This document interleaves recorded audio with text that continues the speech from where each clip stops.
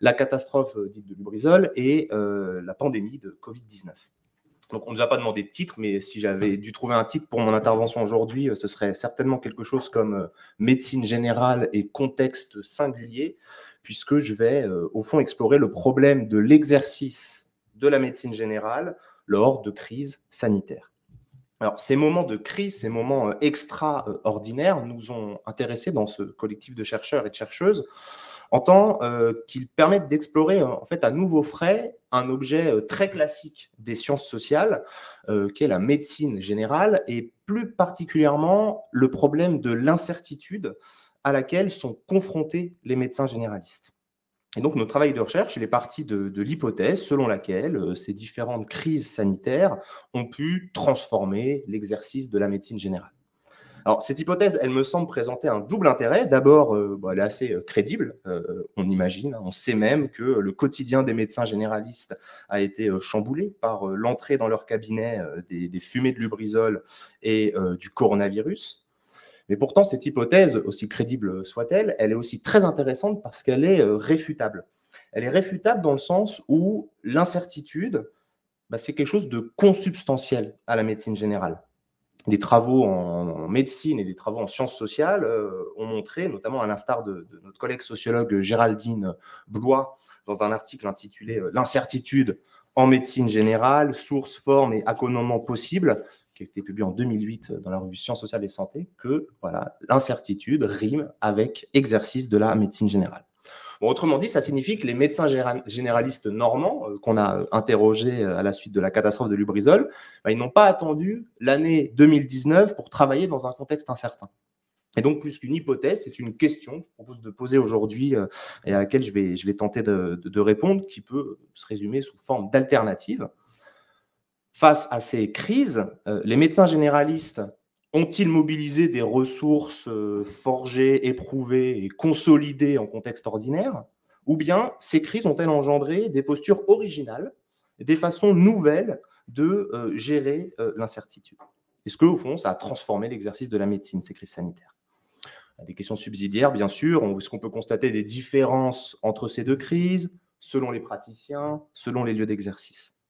Et donc, pour répondre à ces questions, je vais privilégier un des axes de notre recherche, qui est la question de l'accès à l'information. C'est vraiment une question qui a animé les médecins généralistes tout au long de ces crises sanitaires. Et nous, elle m'intéresse parce qu'elle nous a permis en fait d'introduire une distinction très intéressante en sociologie du travail, notamment entre l'exercice professionnel de la médecine et l'expérience personnelle de ces médecins généralistes. Parce que ces médecins généralistes ont été affectés par ces crises sanitaires aussi en tant que citoyens, avant ou en parallèle de les saisir dans le cadre de leur activité professionnelle. Alors, je vais procéder en 3 temps. Je vais d'abord présenter notre démarche d'enquête et les données dites qualitatives sur lesquelles elle s'appuie. Puis, je vous proposerai un cadrage donc au croisement d'une question, l'exercice de la médecine générale, d'un concept, l'incertitude, et d'un contexte, ces crises sanitaires. Et enfin, je présenterai donc les résultats de cet axe relatif à la question des informations sur lesquelles les médecins généralistes normands se sont appuyés au cours de ces années de crise. Et je vous parlerai notamment de l'usage qu'ils ont pu faire d'un groupe WhatsApp au cours de toute la période du Covid. Donc, pour dire un mot d'abord de la méthode, des contours de l'enquête, c'est une communication aujourd'hui que je fais, donc qui s'appuie sur une enquête collective réalisée par un collectif pluridisciplinaire qui s'est constitué à la suite de la catastrophe de Lubrizol et qui a duré ensuite quelques années et qu'on a intitulé Lucide, Lubrizol et Covid, qui est un collectif qui associe donc des chercheurs en sciences sociales, en sociologie et en anthropologie, de mon laboratoire, le DISOLAB, à l'Université de Rouen, et des médecins généralistes, chercheurs, des médecins généralistes du département universitaire de médecine générale de notre université. Et donc, ce projet, c'est d'abord le fruit d'une rencontre entre des chercheurs en sciences sociales, spécialistes de la santé, d'une part. Moi, j'avais fait ma thèse sur les médecins légistes et je travaille désormais sur la santé au travail. Et d'autre part, donc, des chercheurs praticiens de la médecine générale. Donc, cette rencontre entre deux disciplines elle nous est parue un petit peu d'abord évidente pour essayer de comprendre les effets de l'incendie de Lubrizol sur la pratique des médecins généralistes. Et j'ajoute que ce type d'approche interdisciplinaire, il est très fréquent, très classique, notamment dans l'étude de la médecine générale.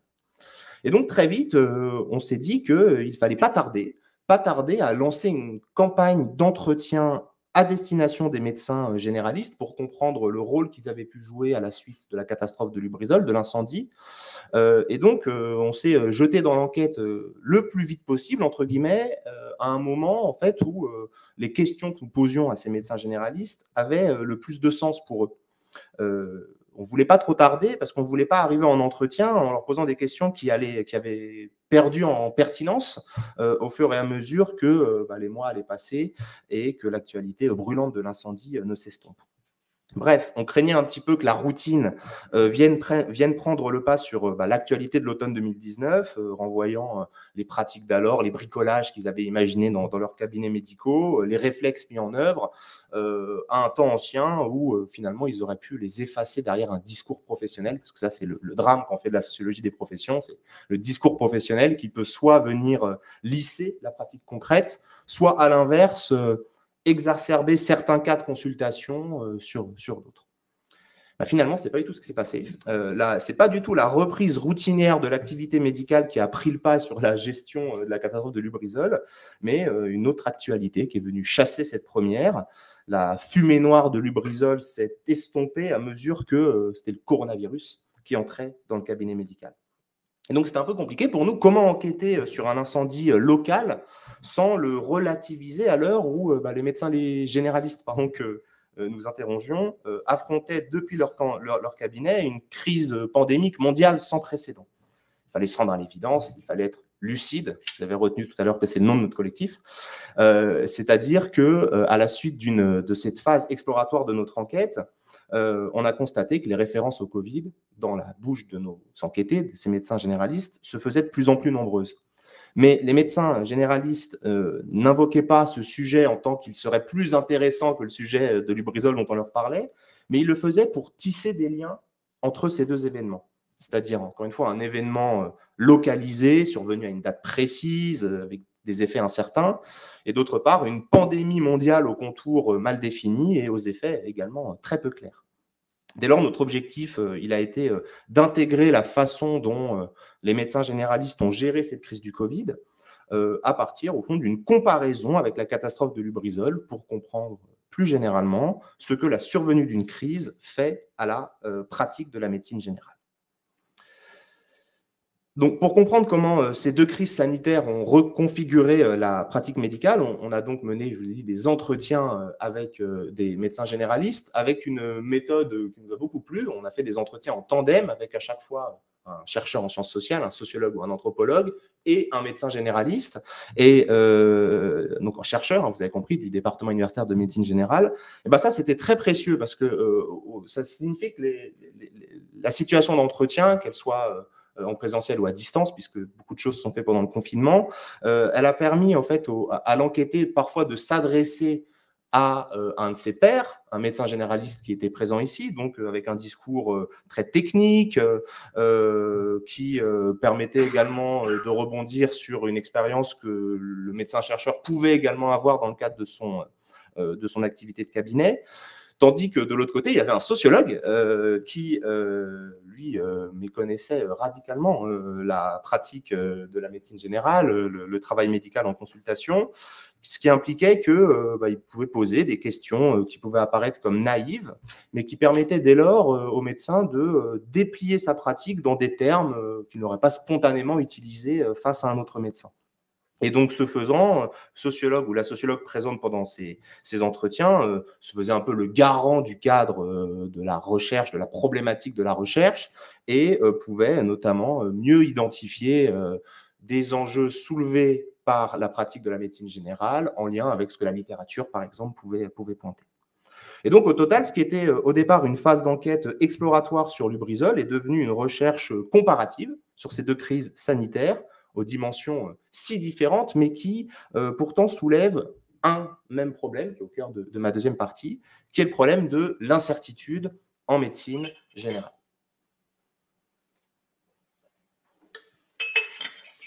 Alors, interroger des professionnels de santé qui sont retrouvés en première ligne pour gérer ces deux crises, ça invite à explorer un point que vous avez mis au centre de la présentation de la conférence, la dimension proprement sanitaire de ces crises, qui ont fonctionné ici comme des épreuves.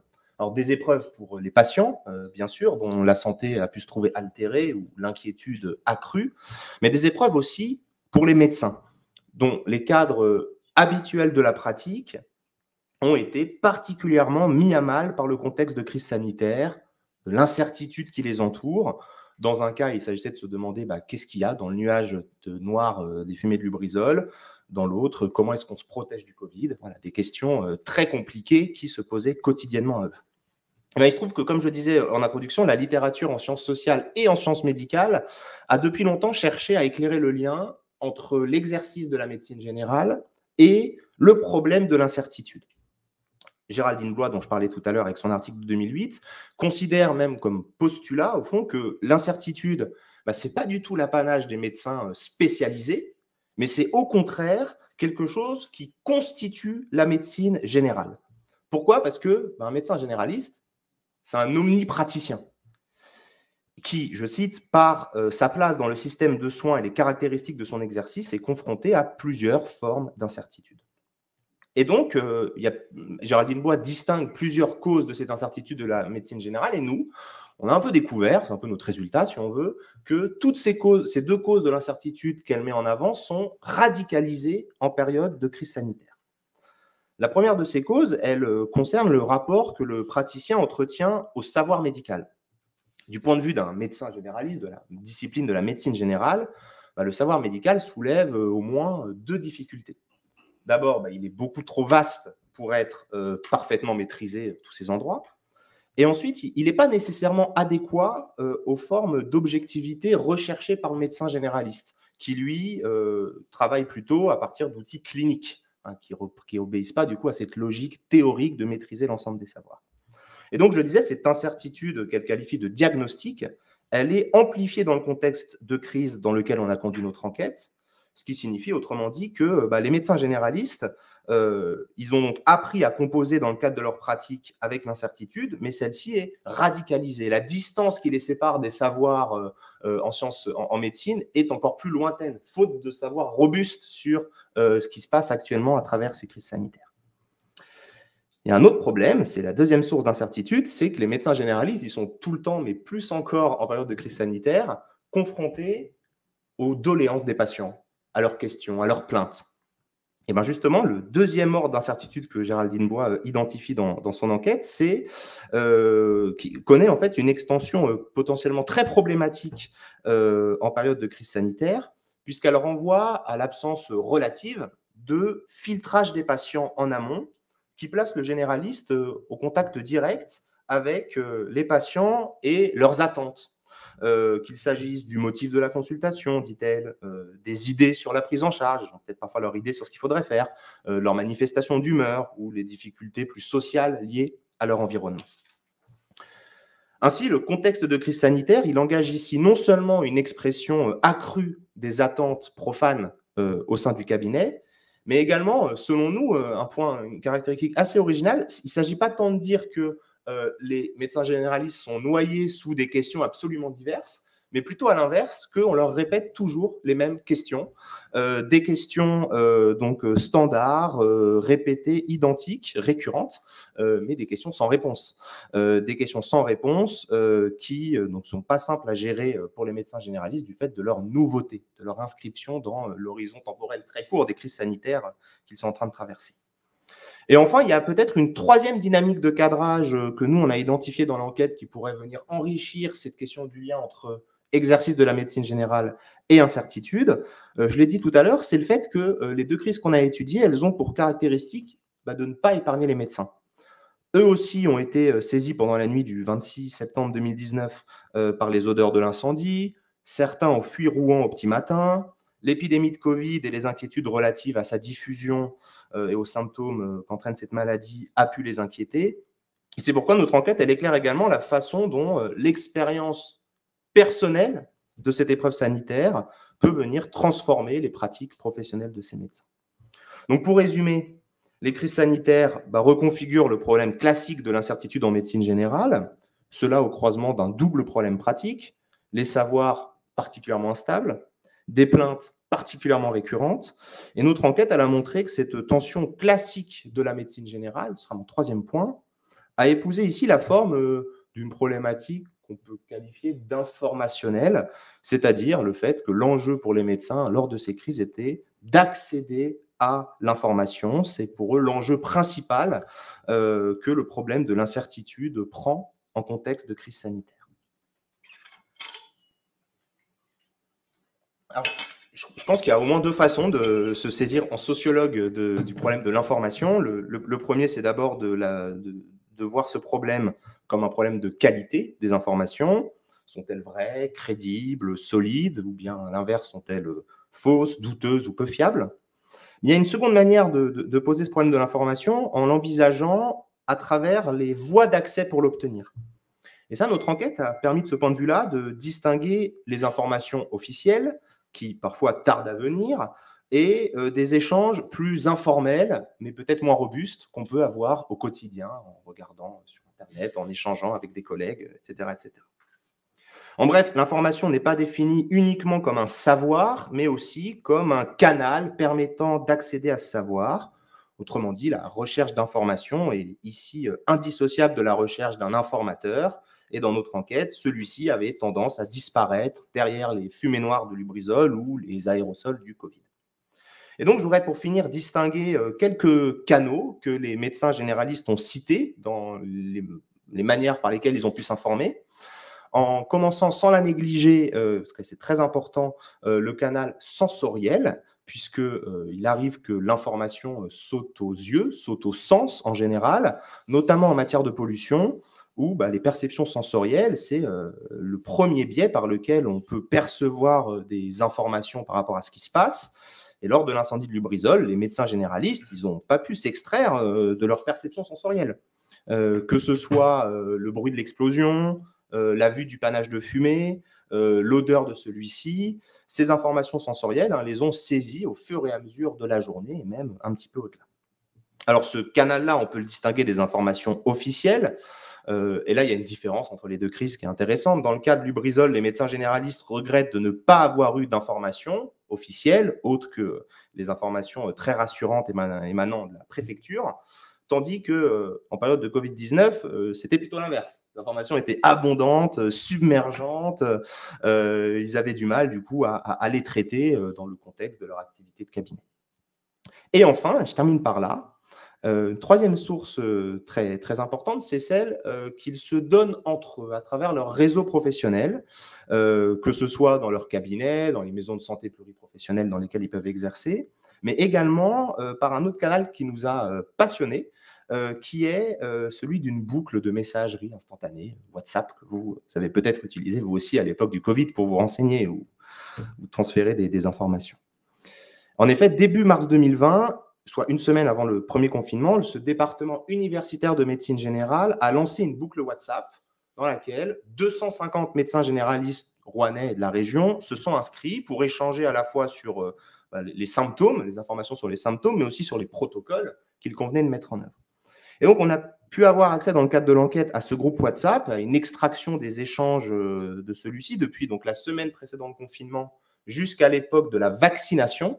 Ce qui fait qu'on peut, à travers ces échanges, raconter une histoire du Covid du point de vue des médecins généralistes, en lien avec donc le confinement, la problématique de soigner des malades, de protéger les autres, d'organiser le cabinet, de gérer les pénuries de masques, notamment au début, de vacciner les gens, de gérer les rebonds épidémiques.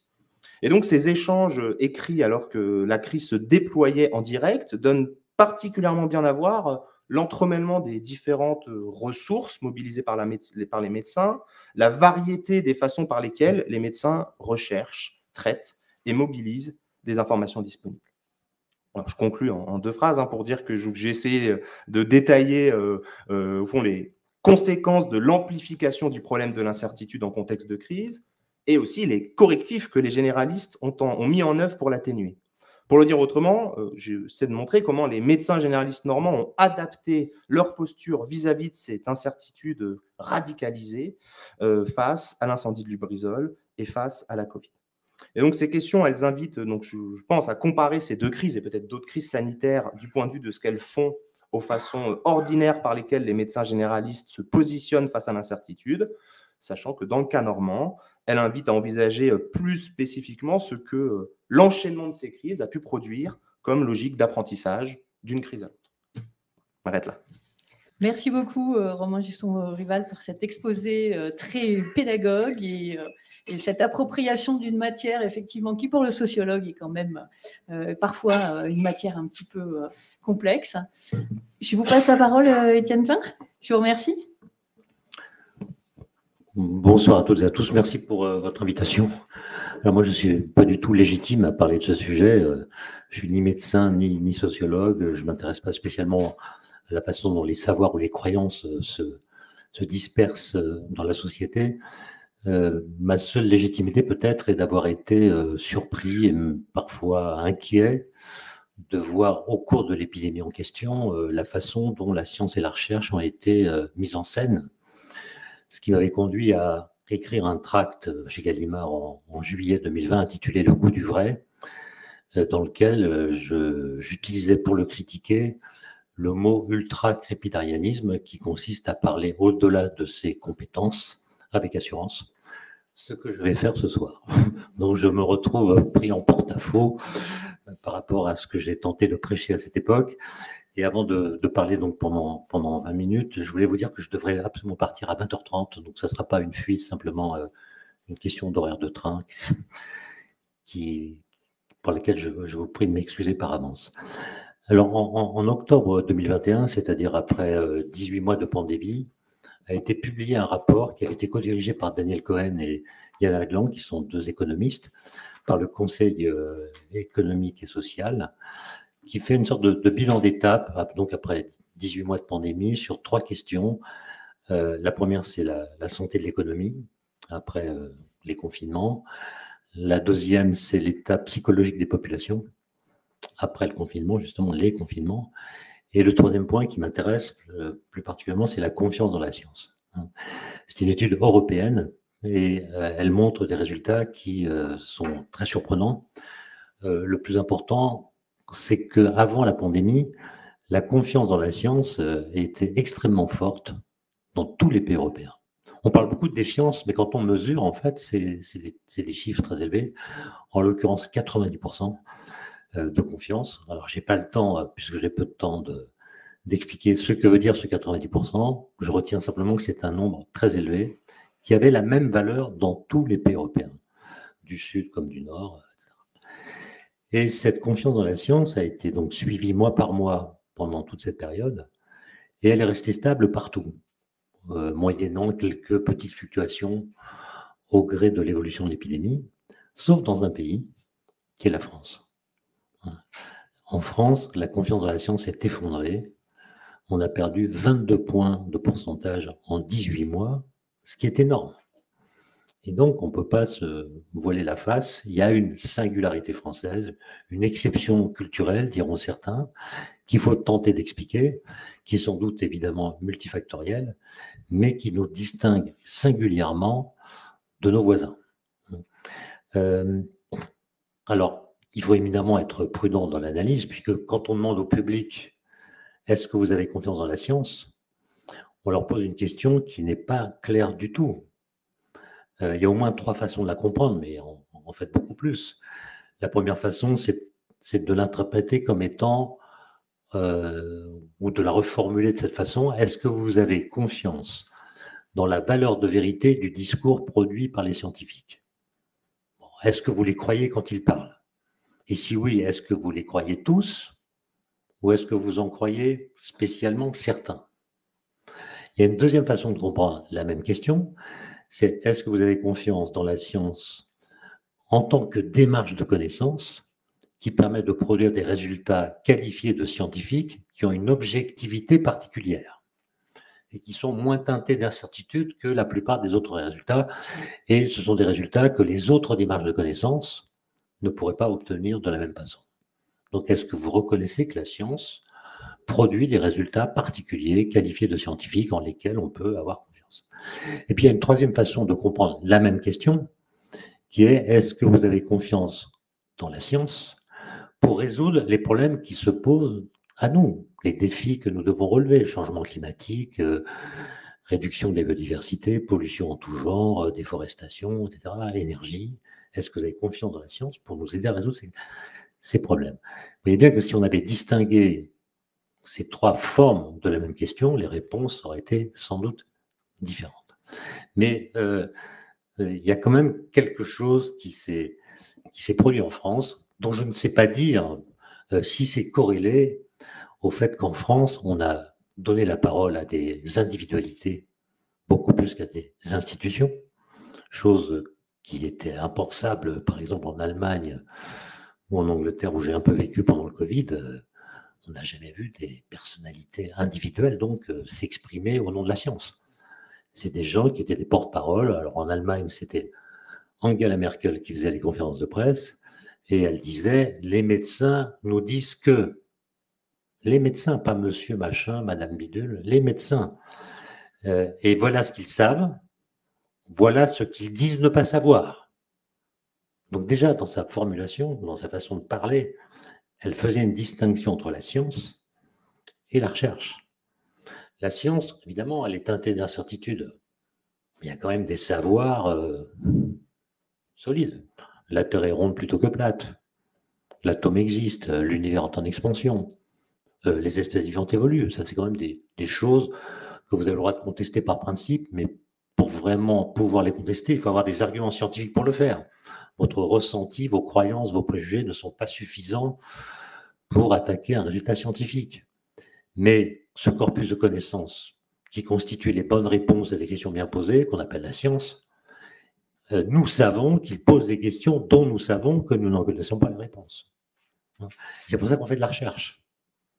En fait, le doute des scientifiques, c'est un doute assez particulier. Ce n'est pas le doute sceptique au sens philosophique du terme. C'est un doute qui s'appuie sur la connaissance au sens où il s'appuie sur le fait qu'on sait qu'on ne sait pas. On sait qu'on ne sait pas. Autrement dit, le doute des scientifiques, ce n'est pas du tout le doute des ignares, qui ignorent qu'ils ignorent. C'est le doute de ceux qui savent ne pas savoir. Et pour savoir ce qu'on ne sait pas, il faut déjà savoir tout ce qu'on sait. Il me semble que justement, le mot incertitude est en l'occurrence assez dangereux. Parce que quand on a fait la confusion très souvent en France entre la science et la recherche, dès lors que le moteur de la recherche, c'est le doute, si on confond la science et la recherche, l'idée de doute qui est consubstantielle à la recherche va venir coloniser l'idée même de science. Et si en plus sur les plateaux de télévision, vous voyez des experts se contredire, ne pas être d'accord, mettre en scène des controverses, et si en plus vous entendez que la science est le doute, alors pourquoi vous, avec votre bon sens, vos préjugés, vos croyances, vos connaissances, vous ne seriez pas autorisé à clamer Urbi et Orbi ce qu'il faut penser de tel ou tel sujet qui semble faire controverse.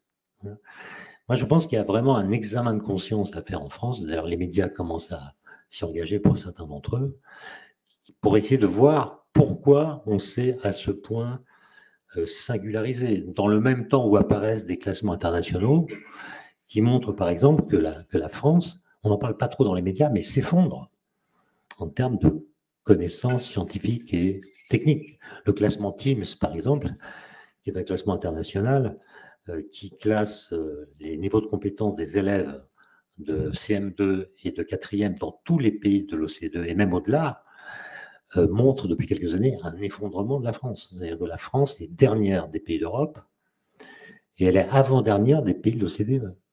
Le seul pays qui soit derrière nous, c'est le Chili. Mais dans l'inconscient collectif français, on est toujours très fort en maths parce qu'on a des médailles Fields, on a des prix Nobel, on a une élite très forte. Mais le niveau moyen est très très bas. Très très très bas. Le Portugal, par exemple, que nous avons tendance à mépriser parce qu'il n'a pas de prix Nobel et pas de médaille Fields, le Portugal est 10 places au-dessus de nous.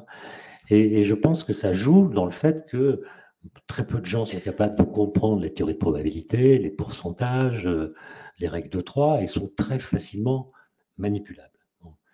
En tout cas, si je me sens légitime à vous parler, c'est parce que pour moi, personnellement, si j'ose dire, il y a un avant et un après. C'est-à-dire que avant, j'étais conscient de certains problèmes, mais pas au point où ils ont été révélés par le Covid. Par exemple, avant, on savait déjà que le cerveau humain n'aime pas être contredit. Voilà. Les gens de gauche ne lisent pas Le Figaro. Les gens de droite ne lisaient pas Libération ou l'Humanité. Pourquoi? Parce que quand vous lisez le journal, vous voulez que la façon dont l'actualité vous est rapportée soit homomorphe à votre propre lecture du monde. Et le numérique, évidemment, a changé cela, puisque des algorithmes ont vite fait de repérer vos tropismes intellectuels, culturels, vos opinions politiques, vos habitudes de consommateurs, et vont vous alimenter en articles, vidéos qui vont dans le sens de ce que vous croyez déjà. Et c'est ainsi que se fabrique ce que Tocqueville, dans De la démocratie en Amérique, aurait appelé des petites sociétés qui rassemblent numériquement, dans des communautés numériques, des gens qui pensent de la même façon, s'abreuvent aux mêmes sources, etc.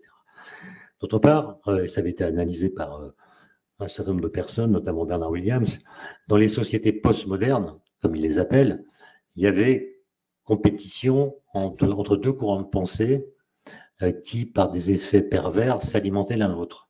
Le premier, c'est ce qu'on appelle le désir de véracité. Nos sociétés sont éduquées, formées, informées, et donc les citoyens, légitimement, ne veulent pas être dupes des discours officiels. Ils veulent être sûrs que ce qu'on leur est dit parce que ce qui leur est dit est vrai, et non pas parce que ceux qui le disent ont intérêt à le dire. Donc ce désir de véracité, c'est le souci de ne pas être dupe, et il est évidemment parfaitement sain en démocratie, et d'ailleurs surtout ailleurs qu'en démocratie, même si dans ses formes radicales, il favorise les théories du complot. Mais alors ce désir de véracité, quel objectif devrait-il viser? L'identification de la vérité. Mais ce que montrent Bernard Williams et d'autres, c'est que ce n'est pas vrai. C'est qu'en fait, le désir de véracité va déclencher dans la société tout entière un esprit critique généralisé qui va défaire l'idée qu'il y a des vérités assurées. Autrement dit, le désir de véracité va fragiliser l'idée de vérité, notamment lorsqu'elle est dite par des institutions, par des organismes ou par l'élite. Dès qu'une vérité vous est présentée, vous vous demanderez si elle n'est pas éphémère, contextuelle, culturelle, factice, instrumentalisée, relative, etc. D'accord ? Et donc c'est ce paradoxe-là qui est que le désir de véracité aboutit à ce que Bernard Williams appelle un déni de vérité. Le livre qu'il a écrit sur ce sujet date de 2006.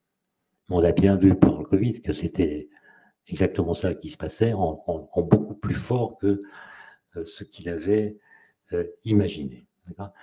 Et puis, surtout, moi qui fais de la vulgarisation, vous l'avez rappelé, quand on fait de la vulgarisation, en tout cas avant le Covid, on a l'impression que ça marche. Ça marche à peu près, c'est-à-dire vous écrivez des livres, des gens les lisent, posent des questions qui montrent qu'ils ont compris l'essentiel des messages, vous donnez des conférences, des gens viennent, posent des questions intéressantes, et puis vous rencontrez toujours des étudiants qui vous disent qu'ils ont décidé de faire des sciences parce qu'adolescents, ils ont lu un livre d'Hubert Reeves qui les a séduits et qui les a poussés à faire le choix qu'ils ont fait. Donc vous dites, ça fonctionne. Bon. Et naïvement, je pensais cela. Et ce que j'ai compris, comme tout le monde pendant le Covid, c'est que c'est faux. C'est-à-dire qu'il y a un échec de la vulgarisation. Un échec relatif, évidemment, mais entre les efforts qui sont produits et les résultats qui sont obtenus, il y a un écart gigantesque. Pour le dire en une phrase qui ressemble à un truisme, la vulgarisation ne fonctionne qu'auprès de ceux auprès de qui elle fonctionne. C'est-à-dire très peu de gens. Moi, j'ai découvert pendant le Covid qu'une grande partie du public s'abreuve à d'autres sources, qu'une grande partie du public n'a jamais été mise en contact direct avec un raisonnement scientifique. Et c'est là que je pense qu'on a raté des choses. Parce que l'épidémie, c'était une occasion historique, puisque les gens étaient inquiets et, pour la plupart d'entre eux, disponibles, confinés. On avait l'occasion historique de leur expliquer jour après jour comment fonctionnent les différentes sciences, la méthodologie scientifique, à mettre au pluriel, parce qu'évidemment, un sociologue ne travaille pas comme un physicien théoricien, qui ne travaille pas comme un médecin ou comme un biologiste. Donc, chaque discipline scientifique a ses méthodologies qui évoluent d'ailleurs, elles ne sont pas fixées, mais on avait l'occasion de les expliquer, d'expliquer jour après jour ce qu'on sait, les questions qu'on se pose, s'agissant des traitements par exemple, expliquer ce qu'est un essai en double aveugle, un essai randomisé, pourquoi il ne faut pas confondre corrélation et causalité. Le nombre de fois où j'ai bondi de ma chaise, de mon canapé, parce que je voyais qu'à la télévision, on confondait corrélation et causalité, c'est innommable. Pourquoi on n'a jamais expliqué ce qu'est une exponentielle alors que le mot était un mot de la langue courante? Pourquoi on n'a jamais expliqué ce que veut dire 95% quand on dit d'un test ou d'un vaccin qu'il est efficace à 95%? Jamais expliqué. Au lieu de faire de la pédagogie, on a préféré organiser des controverses entre personnalités, parfois factices, souvent prématurées. Moi, j'ai été très sensible au fait, et là je vous parle en tant que citoyen, je n'ai pas de compétences, mais en tant que citoyen, j'ai quand même été frappé de voir que les experts qui étaient invités au début de la pandémie, à la plupart des questions qui leur étaient posées, répondaient « Nous ne savons pas », ce qui était la vérité. Mais nous ne supportons pas l'incertitude dans ces conditions-là. Et un savant qui dit « je ne sais pas » est considéré comme un mauvais savant. Et donc ces gens ont été médiatiquement détrônés assez rapidement par des personnes qui ne disaient jamais « je ne sais pas ». Et ça, pour moi, c'est évidemment une sorte de choc, puisque j'ai appris à l'école, et j'ai vu d'ailleurs dans ma pratique, que la science, même la recherche, c'est l'expression d'un nous. C'est nous savons que, ça c'est la science, et nous nous demandons si, ça c'est la recherche. Et des résultats dits scientifiques, on ne les met pas directement sur Twitter. Parce qu'on demande à un scientifique, ça n'est pas d'être sorti de la condition humaine. On ne demande pas aux scientifiques d'avoir subi une cure de désintéressement qui les rendra objectifs. Personne n'est objectif. Tout le monde se trompe, donc on ne peut pas demander aux scientifiques de ne jamais se tromper. On ne peut pas leur demander de ne subir aucune influence. Non, la seule chose qu'on leur demande, c'est d'être honnête dans un sens très particulier. Vous posez une question, vous menez des travaux de recherche, vous obtenez des résultats. L'honnêteté consiste à les montrer avant de les répondre orbi et torbi à des gens qui travaillent sur des sujets voisins et se posent des questions analogues pour recueillir leurs critiques. Et en général, elles sont violentes. Si vous avez assisté à des colloques de sciences, vous savez que c'est violent. Bon. Mais une fois qu'on a entendu ces remarques, ces critiques, on retravaille, on présente plus tard de nouveaux résultats, etc. Et au bout d'un processus qui peut être très long, pour l'atome, par exemple, ça a duré 2500 ans, au bout d'un certain temps, on dit, ça y est, on a réussi à faire parler un bout du réel, on a obtenu un résultat scientifique. Et une fois que c'est le cas, que ce soit monsieur machin ou madame bidule qui en soit le rapporteur, peu importe. Et cette démarche n'a absolument pas été suivie, alors qu'elle a été, je vous l'ai dit, en Angleterre, où j'ai un peu vécu, où c'était le porte-parole de la Royal Society, qui tous les soirs disait, voilà ce qu'on a appris aujourd'hui, voilà les problèmes qui se posent, etc. Et il disait, nous, voilà. Une personnalité en France qui a, je ne vais pas donner son nom, mais vous voyez, elle n'aurait pas tenu 15 jours en Allemagne ou en Angleterre. Pas 15 jours. Non. Nous, ça traîne. Voilà. Il faut essayer de comprendre, pourquoi. Et évidemment, pour le citoyen qui voit que dans les mêmes canaux de communication circulent des connaissances scientifiques ou autres, des croyances, des avis, des commentaires, beaucoup de commentaires, et des fake news, ben, ces choses qui sont très différentes, statutairement, par le fait qu'elles circulent dans les mêmes canaux de communication, s'amalgament. Par exemple, une connaissance sera considérée comme la croyance d'une communauté particulière, ou bien une croyance sera considérée comme une vraie connaissance injustement méprisée par les sachants, etc. Et le numérique, évidemment, aide à la fabrication de ces petites sociétés dont je parlais, qui se renforcent par le fait qu'on ne leur propose, c'est les algorithmes qui font ça, que des vidéos ou des articles qui les confortent dans ce qu'elle pense. Évidemment, quand je dis ça, je semble défendre une conception scolaire de la démocratie, avec l'idée que les savants, les sachants devraient avoir un monopole de la parole. En fait, non, je pense simplement que, d'abord parce que dans ces discussions-là, on a tendance à opposer les scientifiques et le grand public. Mais cette séparation est complètement factice. Ou alors, si elle a une certaine réalité, elle est complètement poreuse. Par exemple, si vous me demandez, si vous me posez des questions sur le boson de Higgs ou la nucléosynthèse primordiale, je pourrais vous répondre. Si vous m'interrogez sur le principe de fonctionnement du vaccin ARN messager, je vais être hésitant. Hein. Et inversement, si vous interrogez un biologiste sur le vaccin, il saura vous répondre, mais sur le boson de Higgs, il ne saura pas vous répondre. Autrement dit, les scientifiques font partie du grand public, sauf dans leur discipline et aux abords immédiats de leur discipline. Même si, et encore, je crois que ça n'a pas été démontré, un scientifique de quelque discipline que ce soit a plutôt tendance à faire plus confiance aux autres scientifiques des autres disciplines que le grand public. Mais même ça, je crois que ça n'a pas été vraiment démontré. Simplement, vous voyez, moi j'ai trouvé que dans trop d'occasions, on fait comme si toute question méritait un débat. Autrement dit, on prend quelqu'un qui pense ceci et on oppose à cette personne quelqu'un qui pense le contraire, et c'est le plus convaincant qui va remporter la mise. Et donc, il y a une sorte de prime médiatique qui est donnée aux sophistes. Voilà, aux sophistes, aux gens qui sont arrogants, qui sont sûrs d'eux, etc. Et il ne s'agit pas, quand je dis cela, de critiquer les médias. Je pense que cette expérience collective, massive, nous a montré comment fonctionne notre cerveau. C'est-à-dire, dans une situation de crise, à quel type de discours accordons-nous de l'attention? Qui sommes-nous portés à croire? Qu'est-ce qui fait qu'une personnalité va emporter une adhésion collective, en grande partie irrationnelle, si on prend un critère simplement scientifique, plutôt qu'une autre qui parlera avec prudence, avec modestie, etc.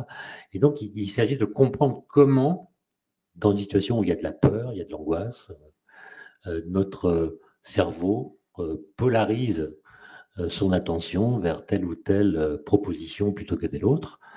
Et je pense qu'il y a vraiment des leçons à tirer par les sociologues, notamment de la façon dont les choses se sont passées en France, parce que je maintiens, c'est ma conclusion, en France, il y a eu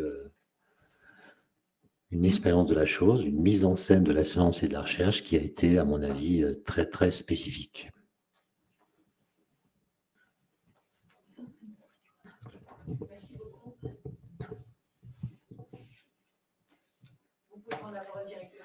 Alors, je prends la parole directement. Merci beaucoup. Et alors finalement, l'ordre qu'on a décidé finalement juste avant la conférence va tomber très bien parce que vous allez voir les uns les autres. Je crois qu'on va se répondre un petit peu, et ce qui est peut-être pas tout à fait un hasard et ce qui est peut-être même rassurant, peut-être simplement pour dire deux mots d'où je parle, parce que c'est toujours important. Je suis, comme vous l'avez dit, sous-directeur adjoint de la veille et de la sécurité sanitaire à la Direction générale de la santé. Je suis médecin spécialiste de santé publique, épidémiologiste de formation, et ce parcours m'a amené à avoir le privilège d'être l'un des pilotes du centre de crise sanitaire pour la Covid du ministère de la Santé. Donc, j'ai été un petit peu aux premières loges de la gestion de la crise sanitaire par ce qu'on appelle l'autorité sanitaire. Et l'autorité sanitaire, elle a ceci de particulier qu'elle doit prendre des décisions, y compris dans l'incertitude, et que sa parole est adossée à une responsabilité, c'est-à-dire qu'elle ne peut pas dire n'importe quoi, et si elle se trompe, on va la lui reprocher, et on a vu que c'était particulièrement le cas en France, avec un certain nombre d'enquêtes, de commissions, et on y reviendra tout à l'heure. Et finalement, de mon expérience, je me souviens qu'au début de la crise, la phrase qu'on entendait le plus dans les couloirs de la Direction générale de la santé, c'est « il faut que l'on arrive à expliquer exactement ce qu'Étienne vient de dire, ce que l'on sait, et ce que l'on ne sait pas. » Alors, je laisse à chacun dire si on y a réussi ou si on y a échoué et dans quelle mesure, c'est pas mon propos, mais ce que je voudrais vous faire toucher du doigt, c'est dans cette présentation, c'est comment à chaque étape de la crise, on utilise le savoir médical et ce qu'on sait et ce qu'on ne sait pas pour essayer de construire une gestion de crise qui soit la meilleure possible, la plus juste possible et puis la plus intelligible possible pour le grand public, parce qu'évidemment, ça participe de la bonne gestion de crise. D'abord, commencer par dire qu'au début de la crise, évidemment, et c'est vrai de toutes les crises, mais le Covid en est un exemple aigu, il y a une forte incertitude sur la situation. Je vais prendre quelques exemples. Une incertitude sur la nature du danger. C'est-à-dire qu'au début, vous vous souvenez, on ne sait pas s'il s'agit d'un nouveau virus ou pas. Il y a quelques jours où on ne sait pas. Et effectivement, oui, c'est un nouveau virus. Il s'appelle le SARS-CoV-2. On le découvre autour du 7 janvier. Je prends même situation en Argentine en septembre 2022. Inquiétude des médecins avec des cas de pneumopathie atypique hospitalisés dans un hôpital en Argentine. Pareil, un système de santé tout à fait moderne avec des capacités diagnostiques. Finalement, alors qu'il y avait une vraie inquiétude, il se trouve que c'est de la légionellose, qui est une maladie qu'on connaît absolument parfaitement. Et donc là, il n'y a pas crise, il n'y a pas émergence, il n'y a pas de nouvelle pandémie. Donc, vous voyez que d'abord, savoir si on va vraiment aller vers une crise ou pas est déjà une incertitude. Quelles vont être les conséquences à court ou long terme? Au début, sur une crise comme ça, on n'en sait rien. C'est y compris vrai, je sors un tout petit peu du sujet Covid, quand on a une crise asynétique rapide, je prends l'exemple malheureusement des attentats du 13 novembre 2015, si vous vous souvenez, pendant la nuit, il y a eu plein d'informations qui ont circulé, on ne savait pas quelle était la situation exacte, est-ce qu'il y avait d'autres attaques, où étaient les autres commandos, etc. Et donc, il faut assumer que la situation, au début, elle est floue, il y a une espèce de brouillard situationnel qu'il va falloir construire et consolider pour essayer de comprendre ce qui se passe et ensuite pouvoir agir dessus. Ces incertitudes qui sont intrinsèques à la situation, il y a aussi un certain nombre de biais qui vont se rajouter, des biais qui sont liés aux outils qu'on a, c'est en épidémiologie ce qu'on appelle les biais de surveillance. Tout simplement, pour pouvoir compter les malades, il faut avoir des tests diagnostiques. Tant qu'on ne les a pas, ce qu'on voit, ce sont uniquement les cas les plus graves, ce qui peut conduire à sous-estimer le nombre de cas ou surestimer la gravité des cas. Et donc, évidemment, les premières hypothèses qu'on va faire pour calibrer la gestion de crise vont être très dépendantes de ces biais-là. Puis, il y a tous les biais cognitifs dont le décideur ou le gestionnaire opérationnel de crise n'est pas plus exempt que les autres. Il y aurait plein de biais cognitifs qu'on pourrait évoquer. Moi, je vais en citer 3. D'abord, dans une situation de crise, il y a évidemment un biais d'urgence. C'est-à-dire que le sentiment d'urgence fait qu'on va prendre un certain nombre de décisions qui ne sont peut-être pas les plus adaptées, ou en tout cas les plus prioritaires. Je pense par exemple à la fermeture des frontières au moment de l'émergence d'Omicron en Afrique du Sud. Il y a un sentiment d'urgence, il faut agir tout de suite, y compris alors qu'on n'a pas toutes les informations, dans un principe de précaution, ou à prendre des mesures conservatoires. Et c'est aussi le rôle de l'autorité sanitaire de prendre ces mesures conservatoires, mais voilà, il y a ce biais d'urgence.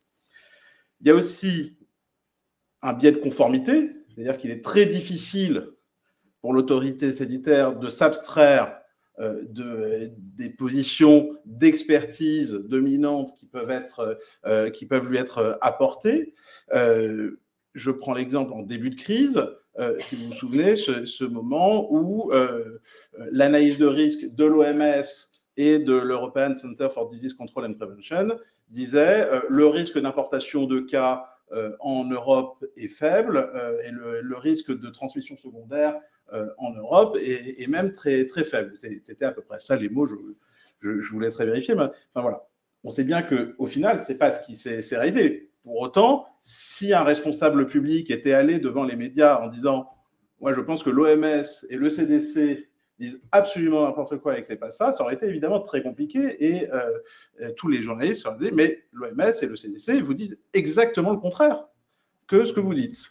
Ouais. Et puis, un biais qu'on connaît bien dans nos sociétés, c'est le biais de disponibilité médiatique. Et évidemment, avoir un sujet, même si ce n'est pas le plus important, qui tourne toute la journée en boucle sur les chaînes d'information continue, sur BFM TV, sur CNews, va devenir le sujet prioritaire du moment de la gestion de crise, même s'il n'est pas le plus prioritaire ou le plus important en réalité.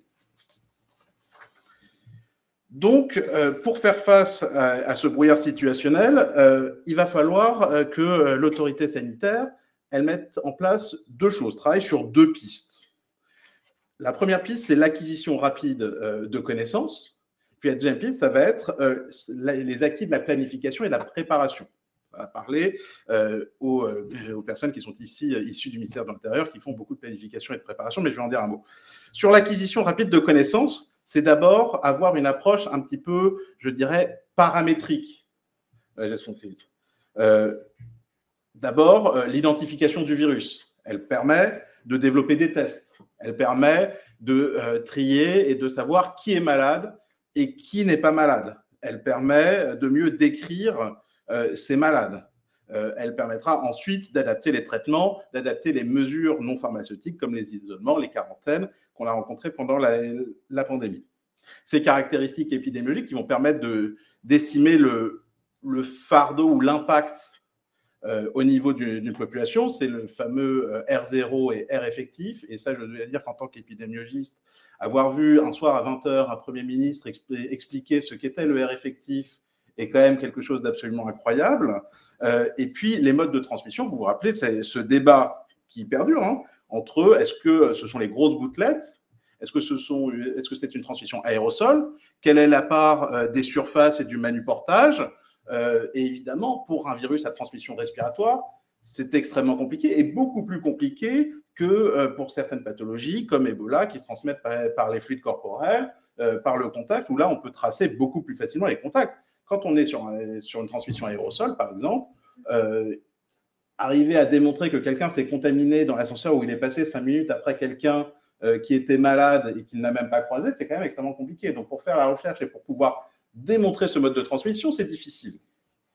Et puis, l'histoire naturelle de la pathologie et sa physiopathologie qui permettent ensuite d'initier d'abord des traitements symptomatiques. Et ça, les médecins ont très tôt commencé à comprendre les choses, à initier des choses. Et puis ensuite, avoir des traitements plus étiologiques, thérapeutiques, pour essayer de soigner véritablement les gens. Alors, cette acquisition de connaissances, quand on est dans un bureau au ministère de la Santé et de la Prévention, elle se fait par plusieurs canaux. D'abord, c'est l'observation de terrain qui va primer dans un premier temps. C'est-à-dire que quand au tout début de la pandémie, on a le cluster de Crépy-en-Valois, c'est le professeur Arnaud Fontanet qui y va avec quelques épidémiologistes et qui va remonter chaîne de transmission, décrire ce qui s'est passé, nous faire comprendre ce qui s'est passé et comment ce cluster s'est développé et nous faire comprendre une première vue, ou nous donner une première vue de comment se transmet ce virus. Et pour nous, c'est tout à fait décisif, évidemment. C'est aussi une structuration des remontées via une collaboration étroite avec les sociétés savantes qui ont fait un boulot tout à fait admirable et qui ont permis de structurer un petit peu les remontées de terrain. Les réanimateurs se parlaient entre eux au sein de la SFAR ou de la SRLF, les infectiologues au sein de la SPIV, et puis tout ça remontait de manière structurée à la Direction générale de la santé qui pouvait avoir ces discours de manière structurée et organisée. Et puis, à l'inverse, et Étienne vient d'en parler, il y a le besoin de canaliser les expressions multiples. Il y a évidemment ce qui se dit sur les plateaux télé qui ont un impact sur l'opinion publique et donc sur le politique, mais il y a aussi tous les gens qui parlent armés des meilleures intentions du monde, qui ont lu tel papier, qui ont entendu tel et tel professeur dire ceci, cela, et donc ça crée un espèce de brouillard informationnel qu'il faut arriver à canaliser au début pour séparer le vrai du faux, l'utile et le prioritaire du secondaire dans les connaissances. Que la crise a amené dans les leçons qu'on en a tirées, c'est la création en janvier 2021 de l'ANRS-MIE. L'ANRS, c'était l'agence qui s'occupait de la recherche sur le sida, le VIH, les hépatites et les IST, auquel on a accolé un consortium qui s'appelait Reacting, qui faisait de la recherche sur les maladies émergentes pour faire une vraie agence de recherche sur les maladies émergentes. Et ça, c'est très important parce que, comme c'est structuré et organisé, on a des équipes qui font une revue en continu de la littérature sur un sujet, qui sont en capacité d'activer une cellule en cas d'émergence, c'est ce qu'on a vu au moment de l'émergence du virus du monkeypox l'année dernière, et de structurer l'activité de recherche en finançant des appels à projets flash. Et donc, très rapidement, on a de l'acquisition de connaissances qui se met en route dès les premiers jours, dès les premières semaines d'une émergence. Alors, le deuxième axe, j'ai dit, c'est la planification et la préparation. La planification, c'est quoi? C'est faire des plans. C'est très utile, c'est rédiger à froid des outils qui nous donnent un cadre théorique de réponse. Et quand on n'a pas de données pour répondre, avoir un cadre théorique, c'est déjà quelque chose auquel se raccrocher. Il y a des plans interministériels, souvent sous l'égide du GDSN, c'est le cas du plan pandémie, par exemple, qui donne un certain nombre d'actions réflexes à mettre en œuvre dès le début d'une pandémie. Et donc, ça donne un premier cadre de réponse à l'État.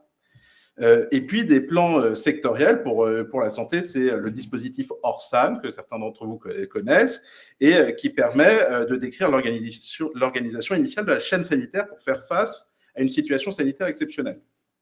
Et ces plans, ils permettent de prévoir les moyens associés à la première réponse, que ce soit en termes de stock stratégique, de schéma logistique. C'est de là que découlent les plans blancs, les plans bleus. Et donc, ça donne finalement un premier cadre qui, avec des exercices et des fiches réflexes, donne un premier cadre qui, alors qu'on n'a pas d'informations ou peu d'informations scientifiques dès le début d'une crise, de commencer à agir sans attendre l'acquisition de connaissances. Et donc, vous voyez bien qu'il y a un décalage temporel et que petit à petit, il va falloir qu'on communique sur ce qu'on sait et ce qu'on ne sait pas. Et donc ça, c'est tous les outils dont on dispose, les MARS, les fameux DGS urgents, où Romain nous disait à quel point les médecins généralistes ont été noyés dessous, mais il y a sans doute à s'améliorer sur ce qu'on fait et comment on le fait, mais c'était très important de s'assurer que ces messages, à chaque fois qu'on avait des connaissances nouvelles, ils aillent au plus près du terrain. Et pour ça, honnêtement,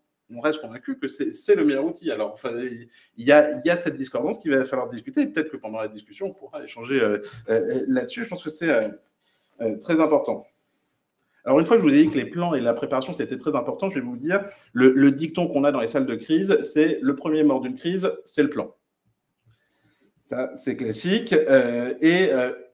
Peu à peu, alors que l'incertitude initiale se dissipe, l'acquisition de nouvelles connaissances fait prendre des virages différents à la gestion de crise. On fait des choses qu'on n'avait pas fait au début. Et donc, évidemment, en plus, là s'installe un enjeu d'expliquer les choses. Parce que, de même que c'est vrai pour le décideur politique, pour la population, il y a un biais d'ancrage qui est très fort. C'est-à-dire que vous nous avez expliqué ceci au début de la crise, et aujourd'hui, vous nous expliquez cela.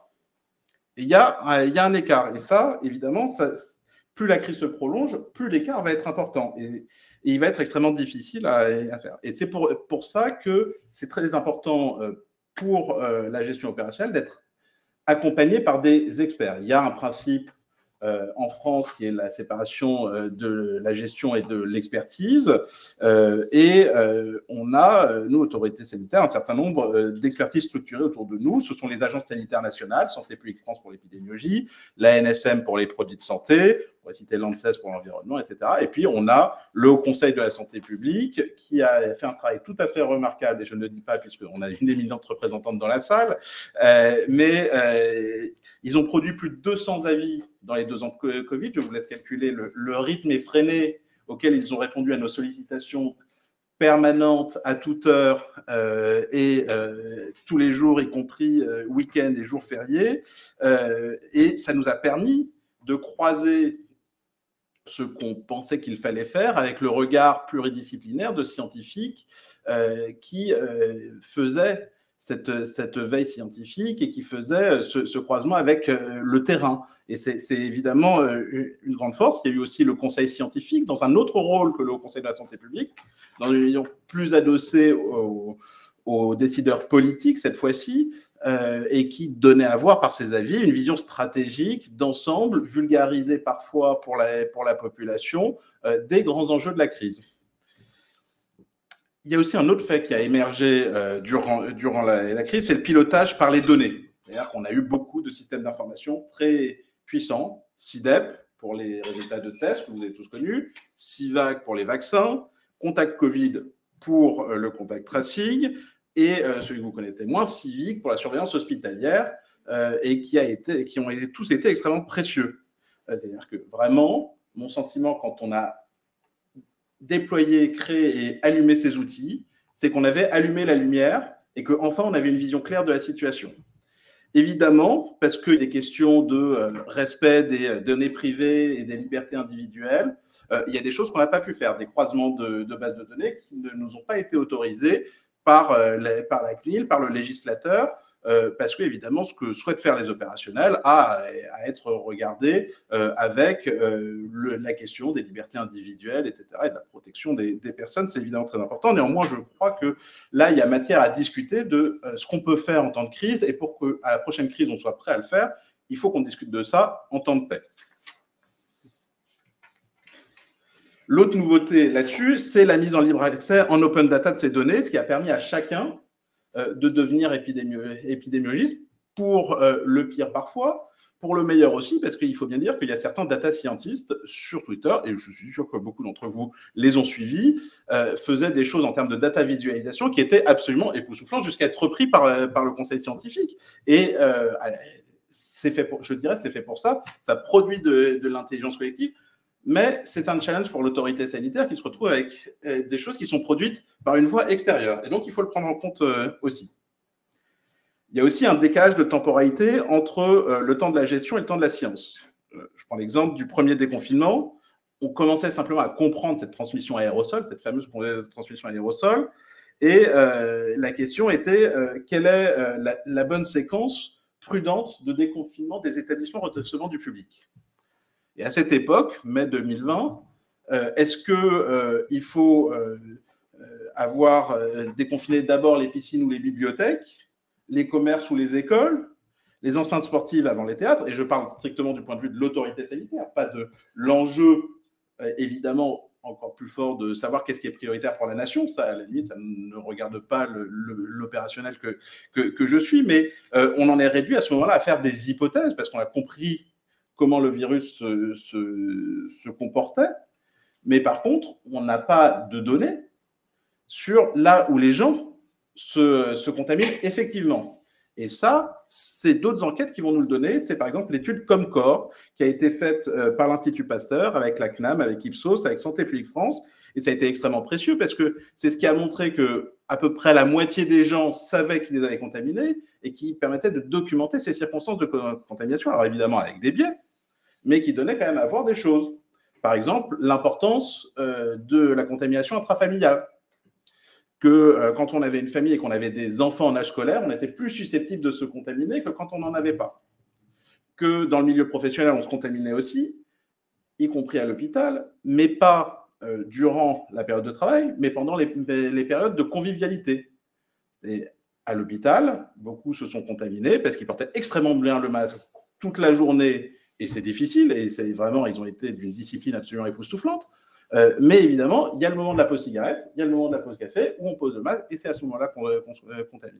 Vous voyez, et ces données-là, elles permettent ensuite d'adapter les recommandations et les messages de santé publique. Et donc, là, on a encore un exemple où on utilise la donnée scientifique pour aller jusqu'au bout de nos démarches. Un mot encore sur les sciences humaines et sociales, pour faire plaisir à Romain, parce que ça a été très, très important, et pour contrebalancer un petit peu les sciences dures dans la crise. Évidemment, la décision publique, elle doit être evidence-based. Je rajouterais même que maintenant, elle doit être evidence-based et data-driven. On vient de parler des big data. Évidemment, le pilotage opérationnel, il ne se fera plus sans ces big data. Je pense qu'il y a un effet cliquet de cette crise et que c'est vraiment celui-là. Par contre, évidemment, les données de la science, elles ont à être croisées avec deux facteurs sur lesquels nous renseignent les sciences humaines. C'est l'acceptabilité des mesures et c'est la faisabilité de ces mesures pour l'autorité sanitaire. Et l'acceptabilité, elle est cruciale. À quel moment un confinement devient acceptable? Je rappelle que le week-end avant le premier confinement, en nombre de cas confirmés, évidemment il y en a beaucoup plus, les bilans affichent moins de 1000 cas. Est-ce qu'on confine un pays avec moins de 1000 cas? Sur les durées d'isolement, c'est pareil. La science nous dit c'est 14 jours, durée maximale d'incubation. Est-ce qu'il vaut mieux en termes d'acceptabilité dire Nous, c'est la science, toute la science, 14 jours, et vous restez chez vous, y compris quand vous êtes asymptomatique, y compris quand vous n'êtes que contact? Ou est-ce qu'on se dit, comme on sait que le plus gros de la contamination se fait au début, il vaut mieux réduire un petit peu cette période de contamination pour qu'elle soit plus acceptable et que les gens restent isolés pendant le plus de jours possible, et quitte à assumer le risque qu'il y ait quelques personnes qui soient encore excréteurs au moment où elles sortent et qu'il y ait une part de contamination résiduelle. Et vraiment, s'il y a un message à passer, c'est que la santé publique, elle est à l'interface de ces trois enjeux-là. Et c'est extrêmement important. Santé publique France a mis en place des enquêtes qui étaient extrêmement utiles. C'était Coviprev, qui montrait, au fur et à mesure du temps, l'adhésion aux mesures de gestion, notamment le port du masque, les gestes barrières, etc. Ça permet quand même d'adapter les messages, soit en disant c'est en train de chuter, et donc il faut repasser le message que c'est très important, soit au contraire de dire attention, là on a un phénomène de fatigue pandémique, et on est en période de baso-épidémiologique, et donc finalement on peut peut-être relâcher un petit peu les choses pour mieux repasser des messages au moment où la transmission va reprendre, parce que c'est extrêmement important. Puis enfin, les SHS, elles nous ont aussi permis de réconcilier la gestion de crise, les savoirs médicaux et l'acceptabilité par l'éthique. Il y a évidemment eu le sujet extrêmement douloureux pour tous des EHPAD, avec des mesures extrêmement drastiques qui étaient faites pour protéger les personnes qui étaient en EHPAD, mais on a vu à quel point, pour certains, elles ont été mal vécues ou qu'elles ont eu des effets pervers avec des syndromes de glissement et des mesures qui ont été trop strictement appliquées. Je pense notamment aux personnes qui étaient en fin de vie, à qui, pour certains, ils n'ont pas pu voir leurs proches. Et évidemment, ce n'était pas l'esprit de la mesure. L'esprit de la mesure est de protéger. Donc, pour conclure, je vais reprendre quasiment ce qu'a dit Étienne. Finalement, en tant qu'opérationnel, au cours de la crise, il y a le fait que je sais, le fait que je sais que je ne sais pas, je sais que je dois tout mettre en œuvre pour savoir, et je sais surtout que même si je ne sais pas tout, je dois décider quand même parce que c'est ce qu'on attend de moi, quitte à en être responsable. Et donc, on sait que la décision publique, en temps de crise sanitaire, elle est toujours scrutée, et c'est une constante en France depuis, vous pouvez remonter toute l'histoire des crises sanitaires, et pas seulement celle-là, et c'est bien parce que les crises sanitaires, à fortiori de cette ampleur, elles ont à être percutées par le débat démocratique et être sous le contrôle de toute la population. D'autant plus qu'il y a des contrôles très importants. Il y a eu des commissions d'évaluation externe, des inspections administratives, des enquêtes parlementaires, des enquêtes judiciaires, certaines sont encore en cours. Et donc, ça doit nous conduire à avoir une exigence encore plus grande dans la structuration de la prise de décision. Il faut qu'on assure la traçabilité de pourquoi on a pris les décisions et quels étaient l'argumentaire et quelles étaient les données dont on disposait à l'instant T pour prendre la décision. Et donc, partant de ce constat, je crois que c'est là un enjeu pour la planification et la préparation aux crises, de pouvoir intégrer ce volet d'acquisition des connaissances, sans doute quelque chose qui a été initié durant cette crise et dont on a bien vu l'importance, et c'est un beau sujet pour nous pour les années à venir. Et je m'arrête là. Merci beaucoup, merci à tous les trois pour effectivement des exposés qui se répondent ou en tout cas dialoguent en partie les uns avec les autres, où la gestion de crise, comme se dit souvent à l'Institut, c'est savoir mais c'est aussi décider. C'est, je crois, ce que vous venez d'exposer maintenant.